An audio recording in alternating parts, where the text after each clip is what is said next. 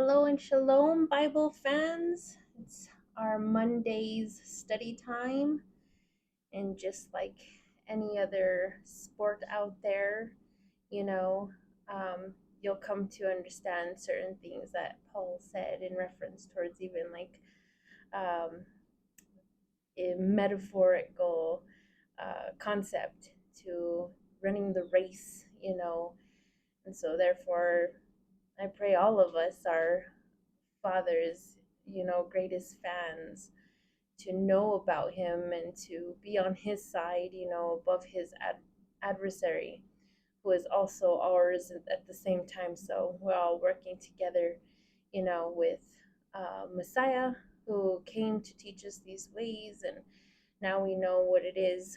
Uh, well, if you have gone through the word, you'll know what it is what you're going up against, the battle, the spiritual battle. And that could be, war related, or even in the concept of sport related kind of metaphor. But anyways, so I just thought to bring a different type of greeting to y'all. And so let us invite Father. It's exciting.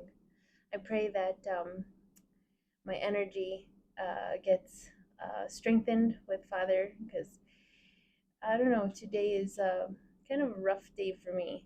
I just got back into trying to motivate myself to working out again, and it's a struggle. I'm already feeling the effects of soreness, and so yeah, I just pray that Father gives me the strength so I don't start feeling um, worn out as I'm speaking. I want to be excited for what we come to read together. So yeah, just like to share that. Abba Yehovah, we come before you, giving you praise and thanks today for all that you do for us. Whether we look at it at the start of nighttime, when we're going to bed, and we have, a restful night, or if we look at it at the start of the day, whenever hopefully that our night was peaceful and we wake up already ready to grab a hold of the joy that you say that comes every morning. Because sometimes at night, sometimes things can be uh, wearisome, depending on um, where we're at with you. Whether, long weeks or the day was long and trying some, and if we let anything uh, get the best of us with our attitude, and now, we can end up going to sleep with a conflicting spirit. But it's nice whenever, as long as we're staying on top of being with you and knowing your word and knowing what you teach us of how to handle situations with, not just with, those that we work well with in your body, because now we have a full understanding of what it is to be the body, loving one another, submitting one to another, but also in the atmosphere with men out there that have yet to come into your truth. And so your word is always there, keeping us with our joy, and you cause it to work well for our situations. So that's where true rest that does come through in the night. And so we can thank you and praise you in the morning, and walk in full joy that we take hold for the next day.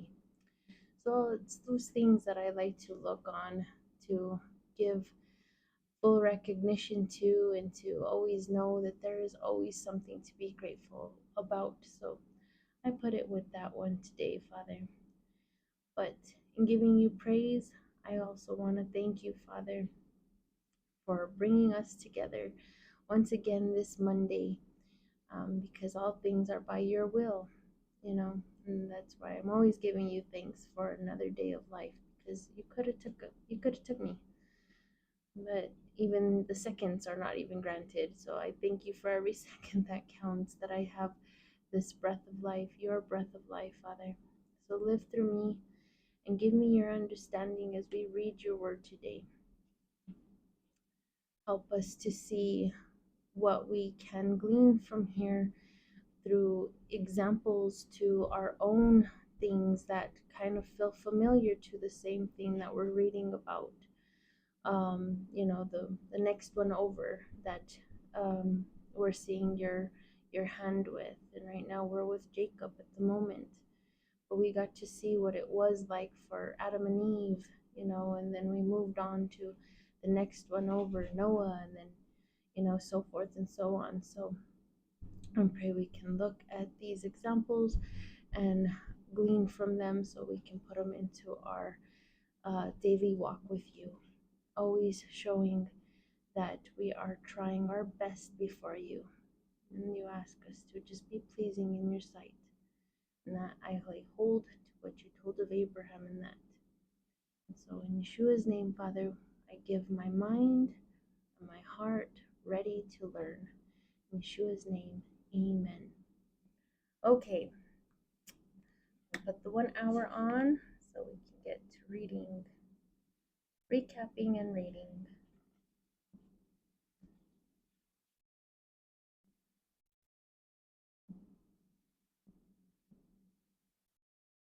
Okay, so 2 chapters back for our recap, always with that. 33, chapter 33 was kind of small, so I guess we can go 32, 33, and 34 first, just some recap before we carry on. So, of course, we're with Jacob now. We already know that, you know, that's who we're following at the moment. And Jacob in chapter 32 is now told by Father that he's going to go back home. He's already done enough for Laban, and Father's already seen what he's had to endure by his father-in-law, and it's not always pretty. Whether you look at it as job related in the work field with no relatives whatsoever, or if it's even deals with job related even with family members, if you have even that kind of a concept, working a family business. But this is just on thoughts of just things happen even in family situations. But yeah, so we are seeing that Father told him that, okay, it's time for you to go, it's time to be your own person. You've done what you came to do, and now it's time to send you back home. And so he was going to be going, but he knew who he was going to encounter. So from one spot of, having learned how to work, the way I look at it is having to work his faith and his, changing who he is, or who from what he did to his own brother, so he got a taste of his own medicine kind of situation through his father-in-law, but he tried to do things right now. Could it be girl related? Sometimes I know a lot of thoughts, expressions can be said that, oh, it's, when a man finds a woman, then they change, something good happens, they start getting more serious of life. And could we look to that as an example? Possibly, it could possibly be that too. He fell in love with Rachel, and that's what got his serious face on, that I'm willing to work for her. And of course he had no money. He showed up with nothing, and that's why there's, I guess that would be his payment for the bride price, or the what we have known as the dowry. So he was paying off what he wanted for her for 7 years. But of course we saw the situation at at that place, what happened there. But anyways, this is going back to now he's fearing to go and see his brother. But so he did a lot of growing up. Okay, so now he's coming to see his brother, and now he's having to deal with a different um, worry. He knows what's gonna come of that. Okay, so but as he was in preparation to go and see his brother and planning for like worst case scenario kind of thing, um, you could see that that's what he was kind of in preparation. Well, we'll send this first hand, and then this and this, just in case it's not going well. That's how I kind of look at it. Um, he was just in preparation. And then, of course, we see where his name changed after he wrestled with Father. We got to see that he got to encounter Father once again. And it kind of seems to me with that encounter of him finally, like, I don't know, broken, like it kind of seems like Father in this incident, through the angel, is, kind of showing him like, your wrestling's done. It's kind of paid off. I kind of look at it like that in some senses, where, you know, Father probably did not like the situation at hand. These are just, like I said, Janet's own insights. You have to just take it for what you're looking at it exactly for what it's saying.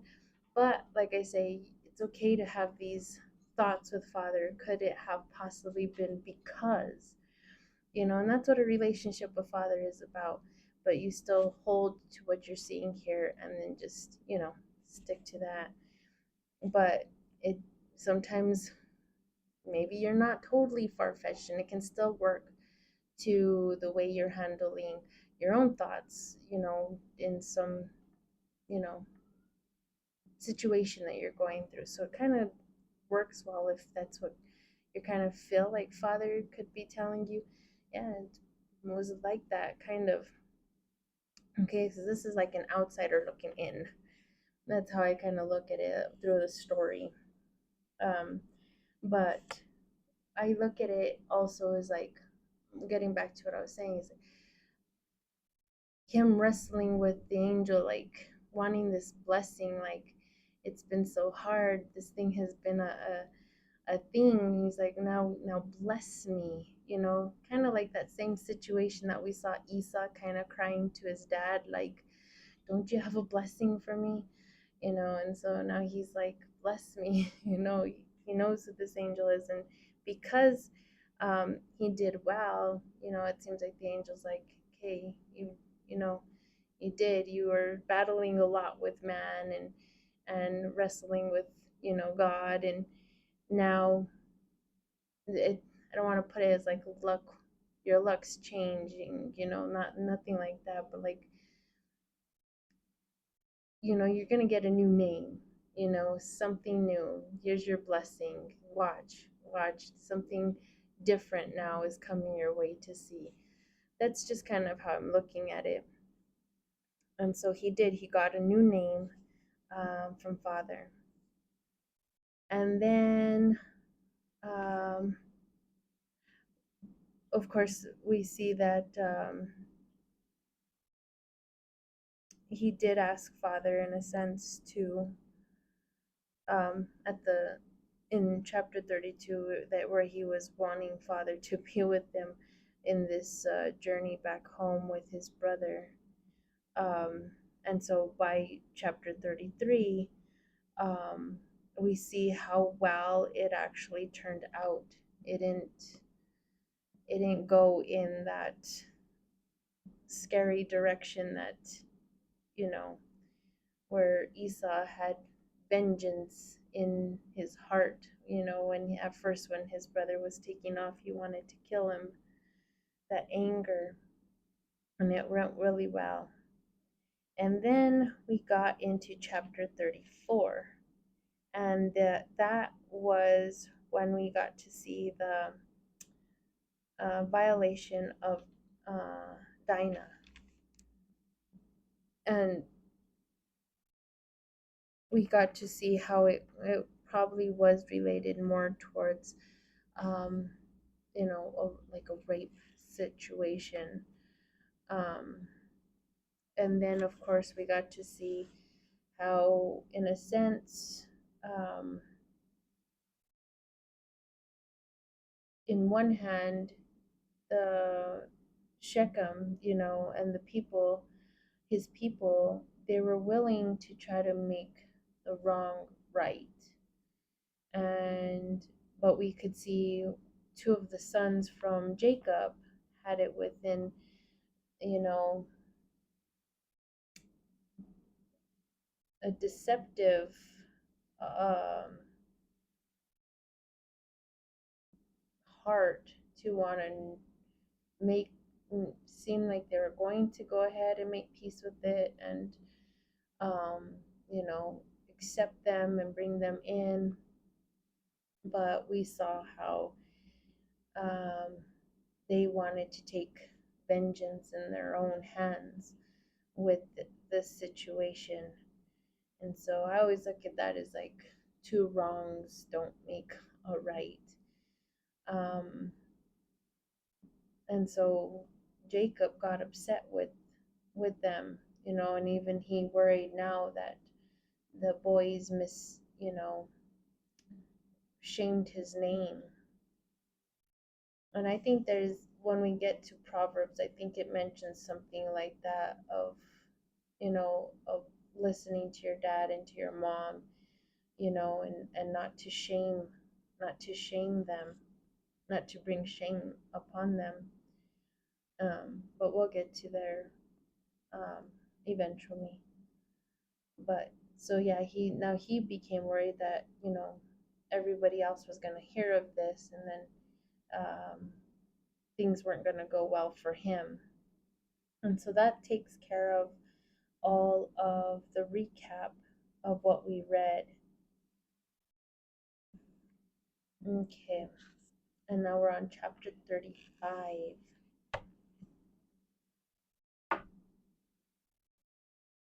Okay, so in this chapter, for what titles say that we will be seeing, is Jacob's return to Bethel, Jacob's name changed to Israel, the death of Rachel, the sons of Jacob, and then the death of Isaac. Okay. Verse 1, God said to Jacob, "Get up, go up to the place of Bethel, and dwell there, and make there an altar to Yehovah, who appeared to you when you fled from the face of Esau, your brother."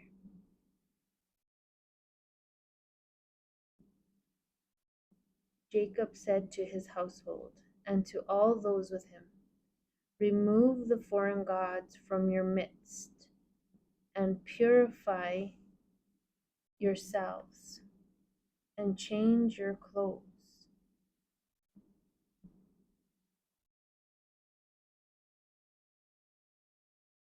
And rising up,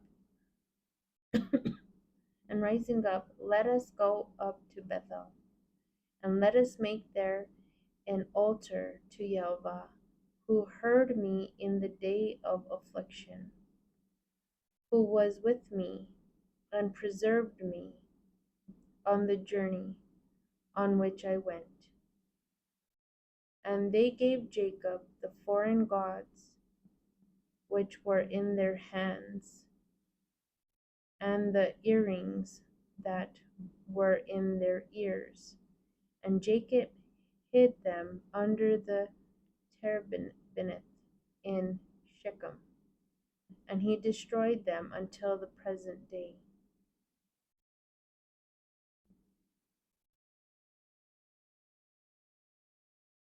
Okay, so here we see where Jacob said to his household, And then, of course, those and to all those with him. Okay, and so if we can read back, if we can go back and recap the last chapter, I think it was what um give me a moment.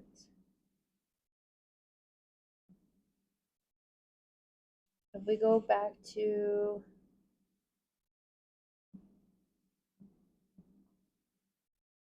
verse 27 of chapter 34, it says, "The sons of Jacob entered upon the casualties and plundered the city, in which they defiled Dinah, their sister. And they took their sheep, and their cattle, and their donkeys, everything in the city, and everything in the plain, and all their slaves, and all their baggage, and their wives they took captive." Okay, so now we see who these and all those with him were. It wasn't just his household anymore, of who we saw him mention to Laban, give me my wives and my children, we're going to be heading out, and that that's all that he had at the moment. But now we see who also came um, with him, having, due to the situation that had happened. And so now here he's expressing to his household and to those with him, because now they're under his his leadership, his his orders. And I don't know, makes me wonder if at this point when he spoke of that, if Rachel got rid of the idol she took from her dad's, you know. It just makes me wonder. And then, of course, we don't really know too much of the story of Leah and um, their their two, you know, maidservants, if they had anything in their possession. But anyways, okay, so here we see who he's talking to of needing to remove their gods. Oh, and that was another thing I was going to say before we carry on. Because even though the boys did wrong in, slaying all the people of Shechem, makes me wonder how, if there would have been a genuine, how do you say it, when covenant, a genuine peace, some type of treaty within Jacob's family and that of who's the dad? Shechem's father. I don't have everybody so well known. Um,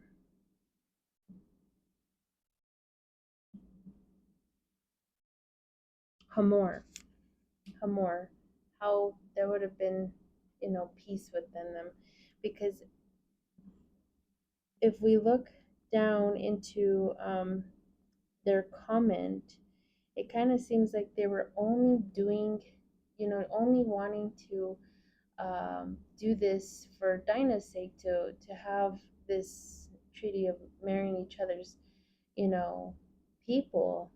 Um, but it seems like they were only doing it for, like, just to get in by circumcision. Like, there wouldn't have been a change of heart to get rid of their idols. That's kind of what I was taking from it last time. Let's see here. If we go to 21, verse 21 of chapter 34, "These people are peaceful with us. Let them live on the land, and let them travel for business on it. The land, look, it is wide before them. We will take their daughters for us as wives, and we will give them our daughters. Only by this will the people become like us, so that they dwell with us, so as to be one people. When every male of ours is circumcised, just as even they themselves have been circumcised, and their herds and possessions and their cattle, will they not be ours? Only let us be like them in this way, and they will live with us. So it's kind of like only doing it to just have, you know, a portion of, um, how do you say it, you know, unity in part, but it's like I kind of feel like they're saying that that's all you have to do, just circumcision. We're still going to have our own type of ways, but this is due to, coming in agreement to sharing each other's things. But just by this, we'll go ahead and um, give them what they're asking. That's kind of the agreement, and then we'll just go on um, living the way we do, just in peace. So that's what stuck with me the last time. I didn't speak on that as I was recapping, but that's what's coming to my mind in sharing anyways now. Okay, so now we do see who it is that's being told of getting rid of their foreign gods. Okay, because uh, we will come to know that Father is a jealous God, and there is none besides him, and he's the only one. But that's later on. Okay, so back to verse 2. Jacob said to his household and to all those with him, remove the foreign gods from your midst, and purify yourselves, and change your clothes. And rising up, let us go up to Bethel, and let us make there an altar to Yehovah, who heard me in the day of affliction, who was with me and preserved me on the journey on which I went. And they gave Jacob the foreign gods which were in their hands, and the earrings that were in their ears. And Jacob hid them under the terebinth in Shechem, and he destroyed them until the present day.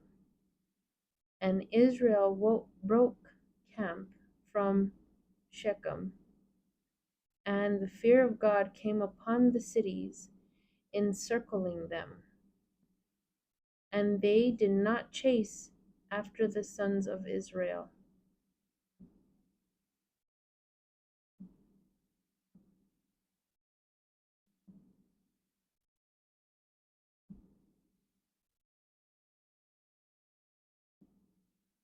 Sorry, I'm just trying to envision what's going on here.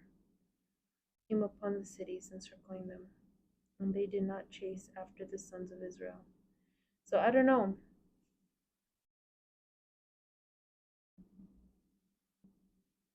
if there was like more people um,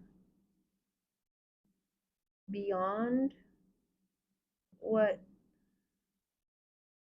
belonged to Hamor and Shechem that heard that might have heard what was going on or what had happened, and now maybe Father knew of like plots that would want to come after, Israel and his people, but Father wasn't allowing it. He put fear in the cities, so that way no one would come after Jacob and his people.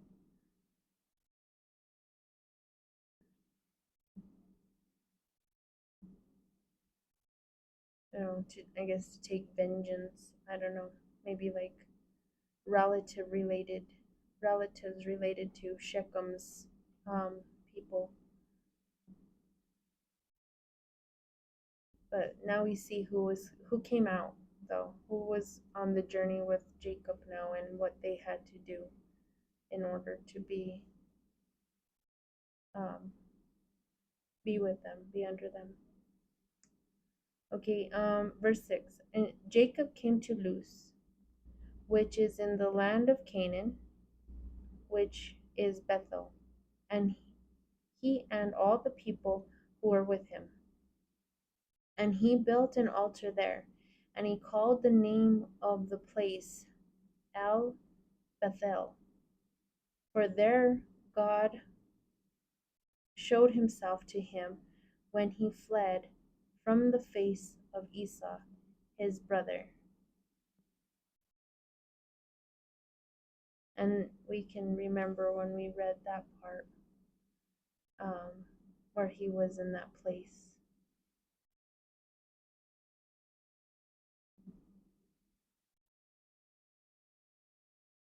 Okay, verse 8. Deborah, the nurse of Rebekah, died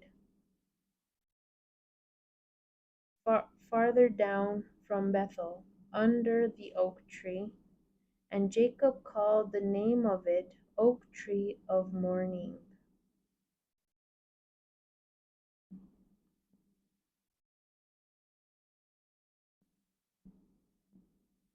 Oak Tree of Mourning. God appeared to Jacob yet again in Luz, when he arrived from Mesopotamia of Syria.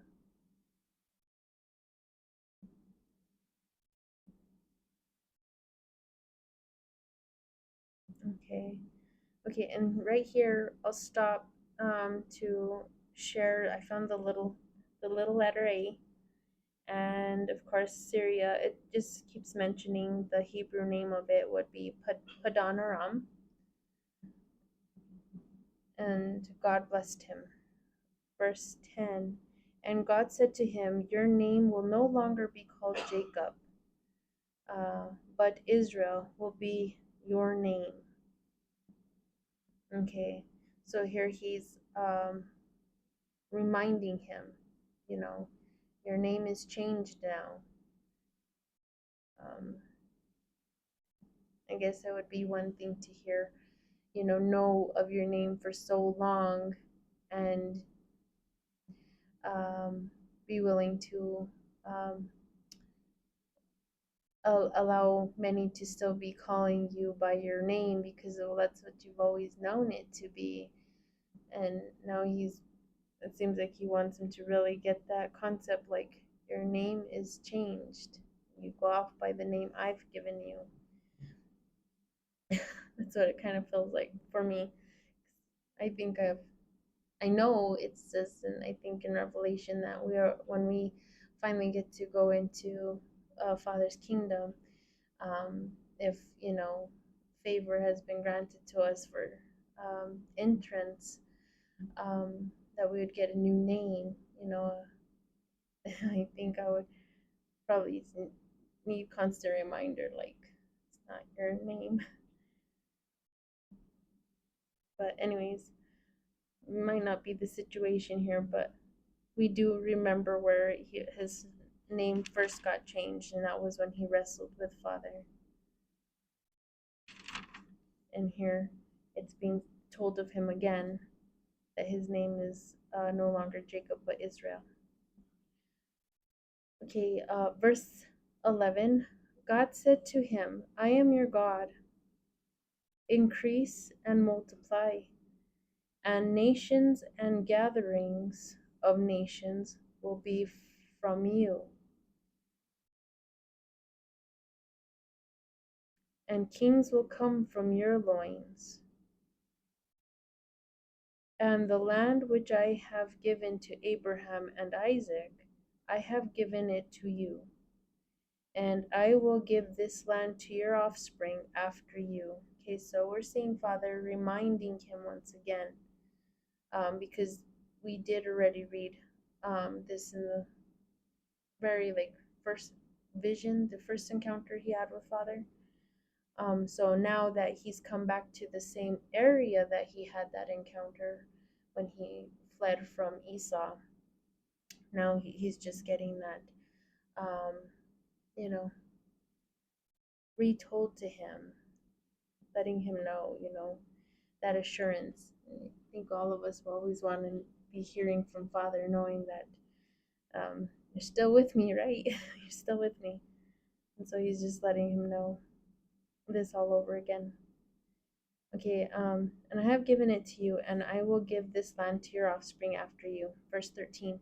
God arose from him out of the place where he spoke with him, and Jacob set up a pillar in the place where he spoke with him, a pillar of stone, and he poured a drink offering out upon it, and poured olive oil upon it. And Jacob called the name of the place in which God spoke with him there Bethel. Okay, Bethel.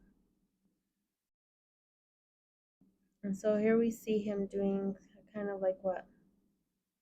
Some type of a sacrifice, or some type of, not that it's an animal, an offering, because he poured him a drink offering and olive oil. So an offering of some sort, not a sacrifice. Sorry, that would be an animal, but an offering here. We do go back. This is study hour.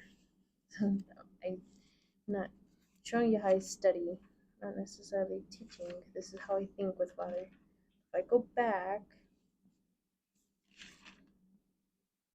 where Jacob encountered him to begin with, I think all he did was put just a pillar that he slept upon. Oh no, here we go. See, if we go back to chapter 28 and we go back to verse 18. So Jacob rose in the morning, and he took the stone which he put there at his head, and he erected it as a pillar, and he poured out olive oil on top of it. And Jacob called the name of that place House of God, and Luz was formerly the name of the city. And Jacob made a vow. Okay, but here we see where he just poured olive oil. He didn't pour a drink offering, but this one was olive oil.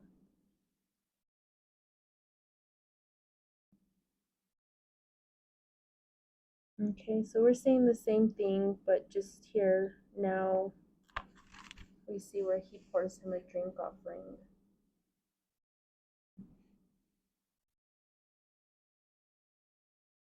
And there he called it Bethel. But if you go back to verse 9, where Father appeared to him, it was in Luz. Okay, so Luz, Bethel. And over here you can see where it's Bethel, House of God. It's Luz. Okay, so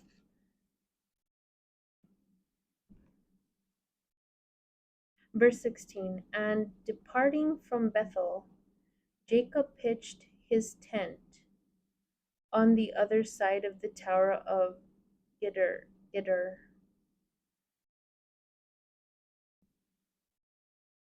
It happened when he came near. I don't know how to. Sometimes I've heard the CH is a k sound. But I don't know whether to say Chabaratha. Is it Cabratha or Chabratha? Am I supposed to, in the Septuagint, is the CH is a k sound or a sh? Just a CH reading? Okay, so Chabratha. My husband's better at pronouncing certain words than I am. Okay. To go into the land of Ephrath. Yeah, it takes a lot of work to knowing how to pronounce these words. It amazed me. Going off a little bit of the topic here, but when I was writing out a song that I was trying to make to offer to Father. Um, there's a word that and I can't recall if Rafa meant healer. I was going with the whole uh, Yehovah, uh, um, Rafa, Yehovah Nisi, um, and not Jehovah Jireh, Jehovah Jireh. It was a different. I don't have my sound book on me, or I would tell you the other one. But anyways, Rafa.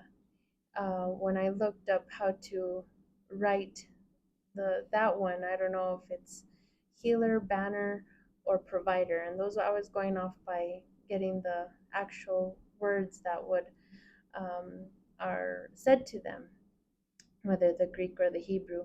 And so as I was looking up those words, well, I go off by my English of what I've been taught how to pronounce certain words, but like I said, you have to have the other tools to kind of show you the actual definitions. And when you look for the true on definitions to the words you're reading by our English today, their Hebrew word, the word for the definition is spelled differently and is pronounced differently.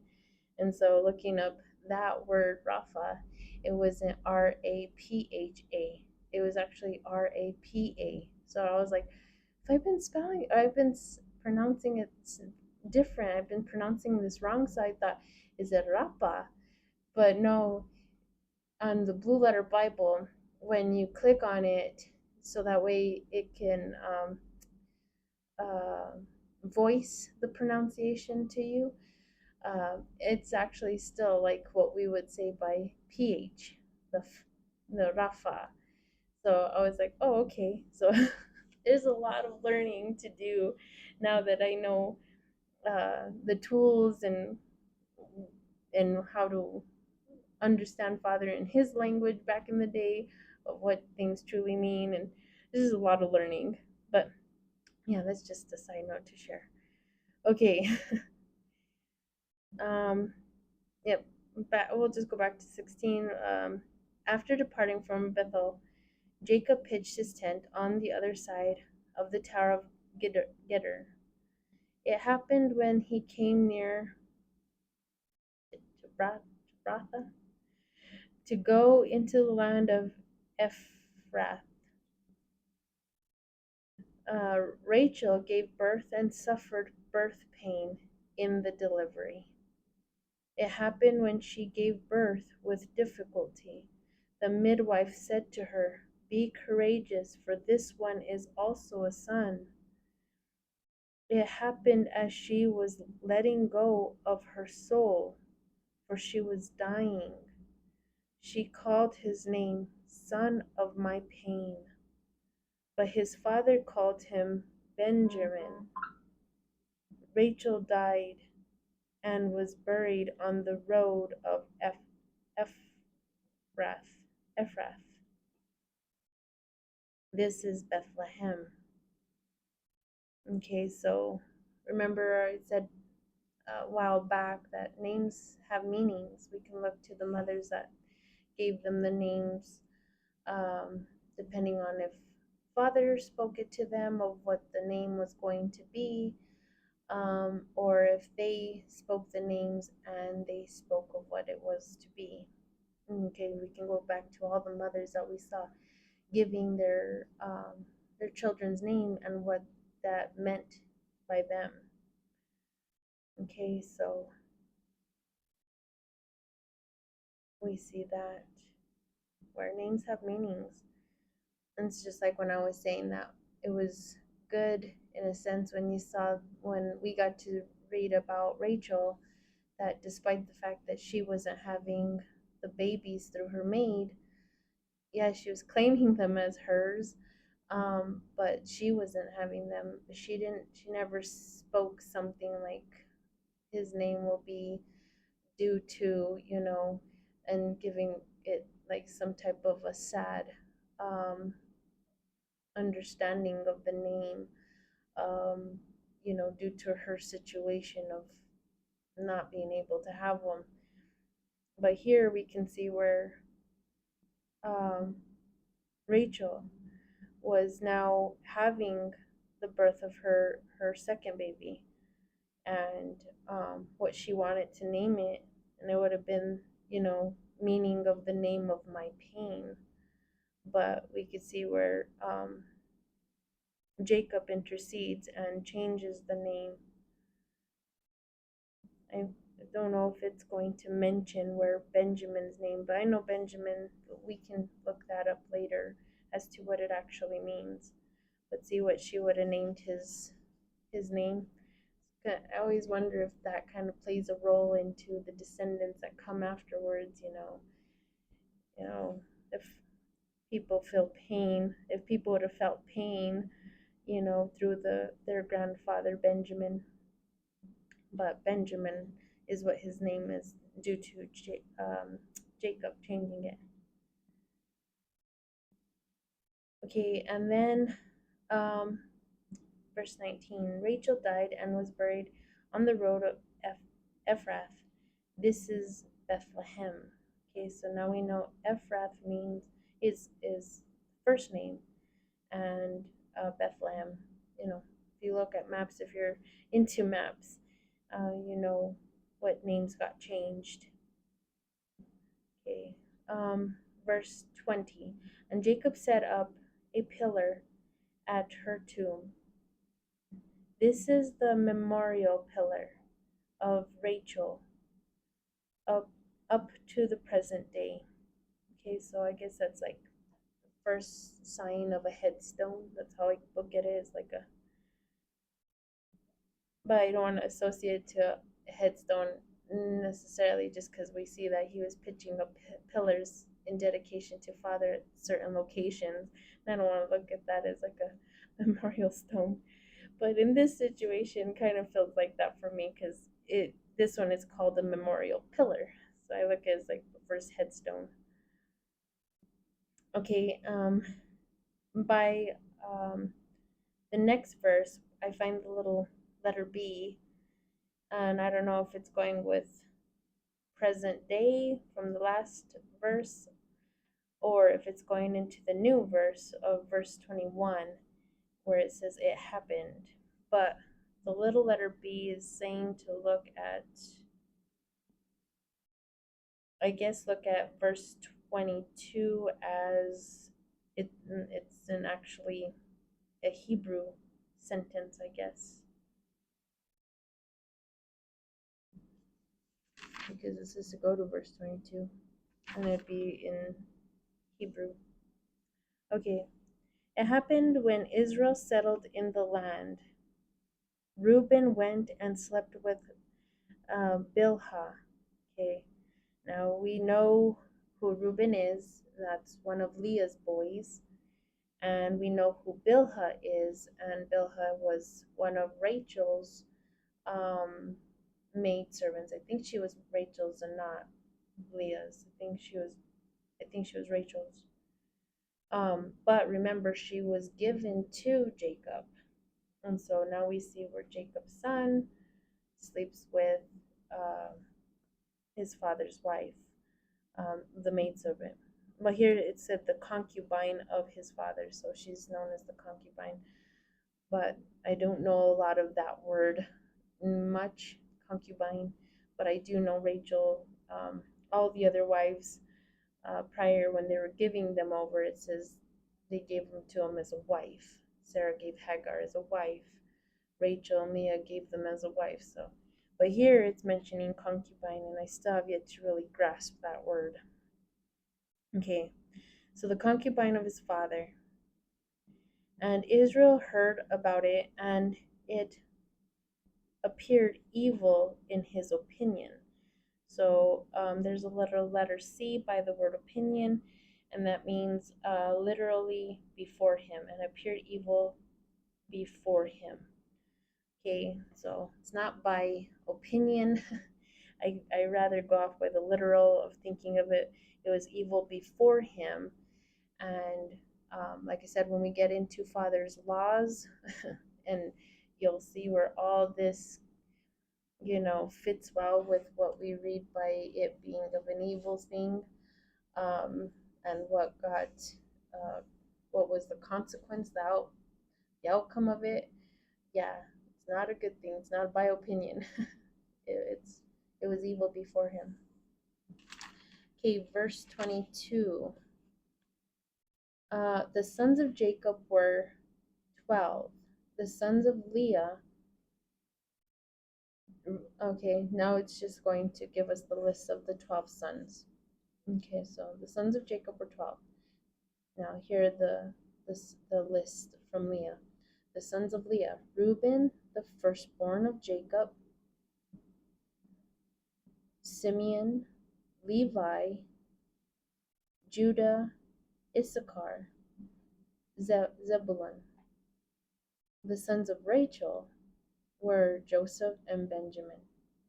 The sons of Bilhah, maid of Rachel. Okay, see, maid. She was Rachel's maid. Dan and Naphtali. The sons of Zilpah, maid of Leah, Gad and Asher. These are the sons of Jacob, who were born to him in Mesopotamia of Syria. And once again, Syria is also Padan Aram. Okay, verse 27. Jacob came to Isaac, his father, in Mamre, to a city of the plain. This is Hebron, in the land of Canaan, where Abraham and Isaac dwelt. The days of Isaac, which he lived, were 180 years, and after failing in health, he died and was added to his family, elderly and full of days. And his sons Esau and Jacob buried him. Can you just imagine the family reunion with that one? I think that's neat.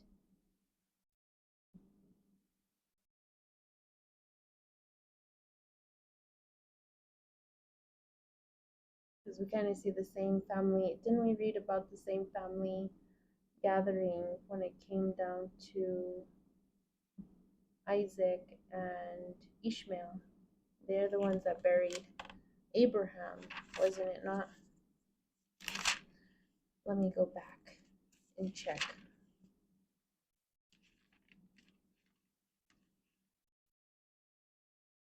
We still got time, 13 minutes, so you have the Septuagint, you're following along with your own book. You could try to probably find it faster than me. Not that I'm able to hear from you, so you can't really tell me, like, yeah, that's exactly what it says.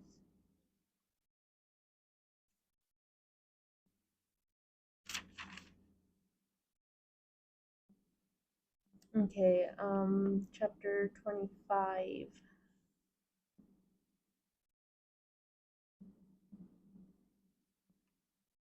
Verse 9.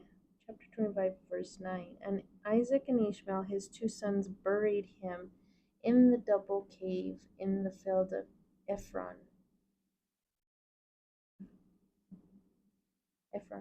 Mm-hmm. See, when family come together to still put their loved one to rest. And I think that's beautiful. I wonder what the family reunion was like, having, and this is just wonder, we don't know, did he get to see the unity between both brothers, or was he so sick that Jacob only really made it to bury him? It makes me wonder. But I'm kind of hoping that he got to spend time with his dad once again, now having returned. Kind of something like what we're going to see when we get to Joseph's story and Joseph returns back home. well, not back home, his dad comes to him, but that reunion, and then he gets to be with his dad for some time. Makes me hope that that's kind of the same situation here, that Jacob got to be with his dad for some time before he actually passed, and then they got to see, Esau and Jacob, um, back in, you know, good standing with one another. Okay, so yeah. Can you get the door real quick? And that's it. That completes the chapter of chapter 35. But we have 10 minutes, so I'm gonna carry on in chapter 36. Probably won't finish it, but we will come back to it, of course, next Monday. Okay, so chapter 36, verse 1. And the only title really mentioned for it is we're going to see Esau's descendants. Okay, so this gives us a little bit of an insight to Esau's family. Okay, verse 1. These are the generations of Esau. He is Edom. Esau took wives for himself from the daughters of the Canaanites. Adah, daughter of Elon, the Hittite, and Holibama. I'm hoping that's how you say it. Daughter of Anah, the son of Zibeon, the Hivite, and Basemath, daughter of Ishmael, sister of Nebaioth. Okay, so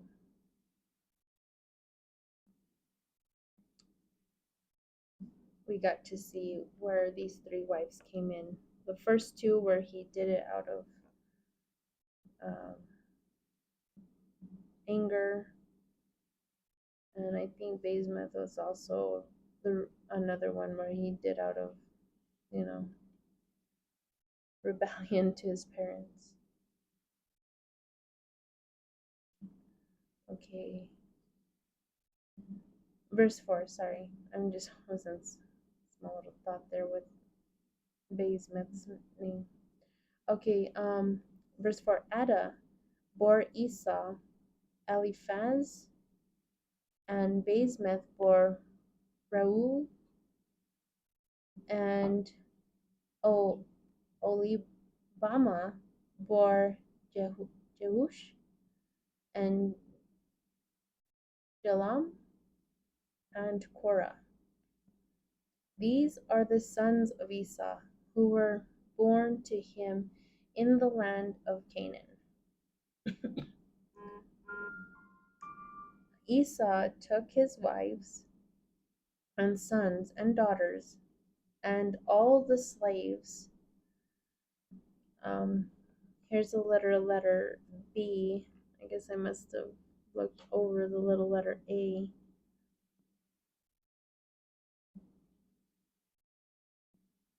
No, I didn't look over the little letter A.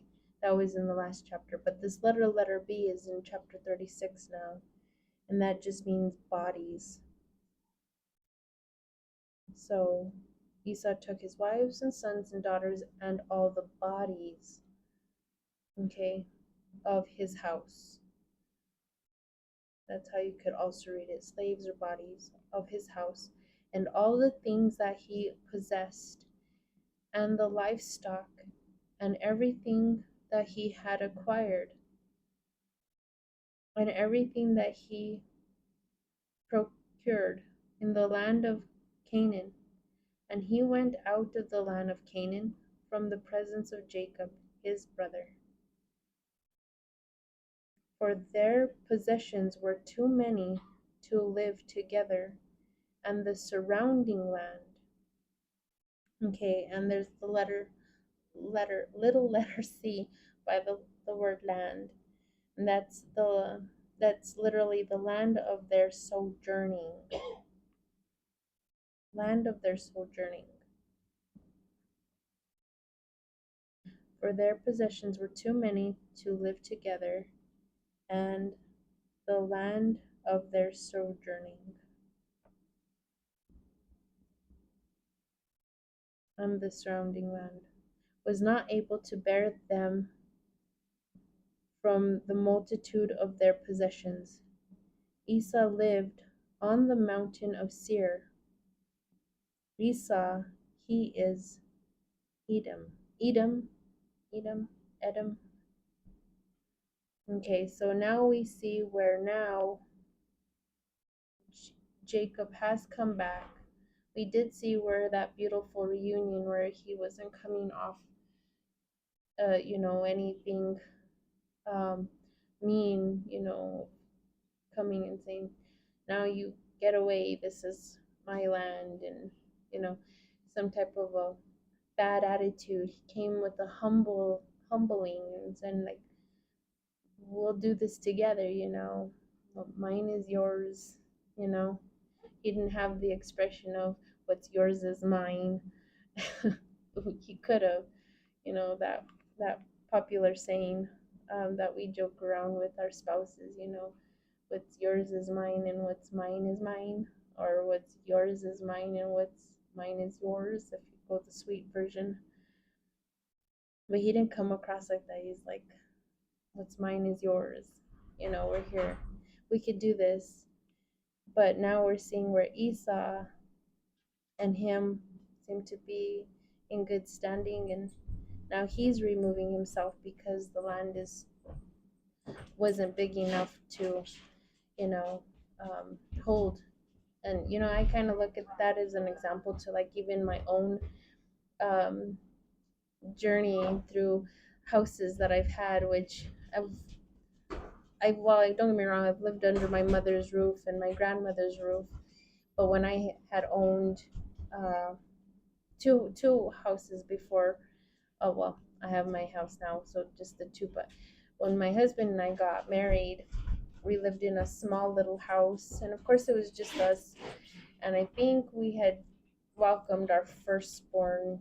No. We didn't welcome our firstborn there. He was moved into our new home, well, which is my mother's that we got from her. We purchased from her. But the other house, we were renting it, and it was small, but it was good for just two people. And but things didn't work out there, so eventually we talked to my mom and we asked of her to, sell us her home, and she did. She worked with us, and it was beautiful to be able to come back to the house that I grew up in. And so when we got here, of course it felt very spacious, something different from what I felt growing up in my mother's home with her, my brother, and my sister, and I. For a time, my brother ended up moving, eventually my sister moving, and then it was too much house for us. And then we lived with my grandparents for some time because my mom went to go and start taking care of them. But then now coming back, we're like, it's a big house, but it's gonna do good because we planned to, have more babies. And but now with us just having three, it's like, my gosh, we feel like we should add on to the house or buy storage or something, because don't have, just for a household of five, there's a lot of stuff.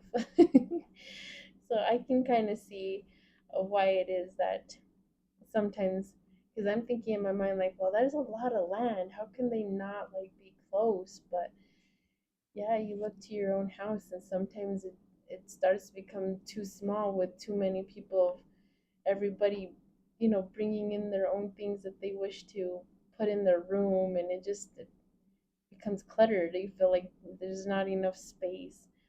So we're seeing that example once again. If you can recall, the first separation happening due to that kind of thing was Abraham and Lot. they felt like, okay, we gotta go separate ways here because there's not enough room for us to be together. So, but we're seeing that here with Esau and Jacob. But this time it's in good. To me, I look at it as in a good spot with the brothers. Okay, 1 minute left, but let's see what I can get in here. Back to verse 6. Esau took his wives and sons and daughters and all the slaves of his house and all the things that he possessed and the livestock and everything that he had acquired and everything that he procured in the land of Canaan. And he went out of the land of Canaan from the presence of Jacob, his brother, for their possessions were too many to live together, and the surrounding land was not able to bear them from the multitude of their possessions. Esau lived on the mountain of Seir. Esau, he is Edom, or Edom. These are the generations of Esau, father of Edom, on the mountain of Seir.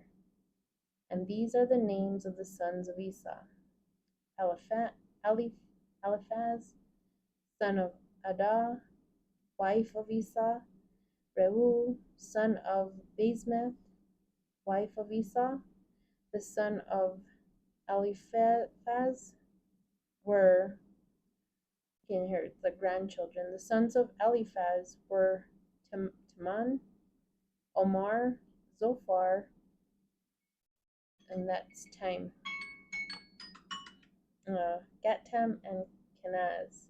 We'll just stop right there. Well, I'm going to be rereading chapter 36 anyways, but I hope this was a blessing to you as it was to me. I really, like I said, I might start off struggling to get into what I know I need to do for Father, just because the day was either chaotic or, you know, I feel like I still have to be doing something, but you have to get to Father. You just like, you want to give him some time. Just do it, whether you have to put your dishes on hold for, a moment. Just come, get with him. And then you just like, I feel good. I know I told you like as soon as I got here, I was sore, but now I'm like excited. I want to kind of keep on going, but I just try to dedicate an hour because I don't want to like venture too off, too much with thoughts and thinking, and then it becomes a lot of information, if that makes sense, to try to recap and get, go back and forth and see where everything just kind of, hey, this feels familiar. Oh, I remember this, or linking it to something or putting more insight to what you see it even happening in your own life. It can become a little too informative sometimes, but and then of course I try to like bring in other things to give to Father throughout the day, not just study time.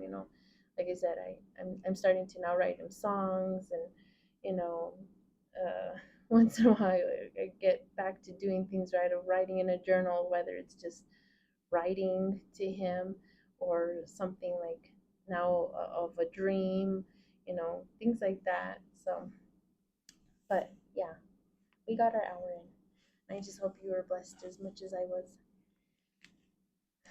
Let us thank Father. Father Yehovah, I thank you for today's reading, to be able to see the journey that you, you know that Jacob was on with you, and how it is that things, you know, ended up coming to be, how things can go from bad to worse, looking at these examples. And we can always look to these examples as to like, well, how could it have gone, different? How could it have turned out better if by chance they would have done it this way, and although yes, I can say that it looked like Shechem,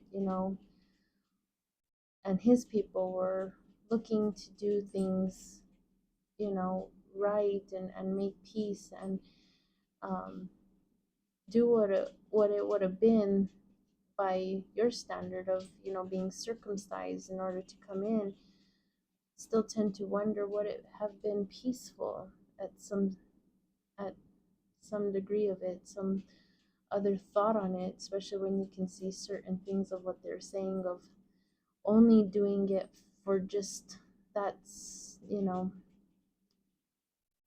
just for that purpose alone, just so that there could be like trades in a sense of